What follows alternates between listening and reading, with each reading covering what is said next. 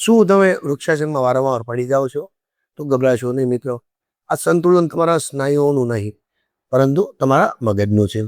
વિજ્ઞાન કહે છે કે બેલેન્સિંગ આસનો તમારા મગજના સેરેબ્લેરમને રિપ્રોગ્રામ કરે છે અને યાદશક્તિમાં વધારો કરે છે. તે માત્ર શરીરને સ્થિર નથી કરતા, પણ તમારા વિચારોને પણ ઠેરાવ આપે છે. આપણા સ્નાયુઓ અને સાંધાઓમાં પ્રોપરિયોસેપ્ટર્સ નામના સેન્સર્સ હોય છે. તે મગજને સતત જણાવે છે કે શરીર કઈ સ્થિતિમાં છે. એટલે કે વૃક્ષાસન એ તમારા મગજ માટે એક હાઈ સ્પીડ કમ્પ્યુટિંગ કસરત છે. જ્યારે તમે પડી જવાની અણી પર હોવ અને ફરીથી શરીરને સ્થિર કરો છો, ત્યારે મગજના નવા ન્યુરલ પાથવેજ બને છે. વિજ્ઞાન કહે છે કે સંતુલન એ મગજના સેરેબ્રેલમની ટ્રેનિંગ છે. જેટલા તમે બહારથી સ્થિર થશો, એટલા જ તમે અંદરથી મજબૂત બનશો.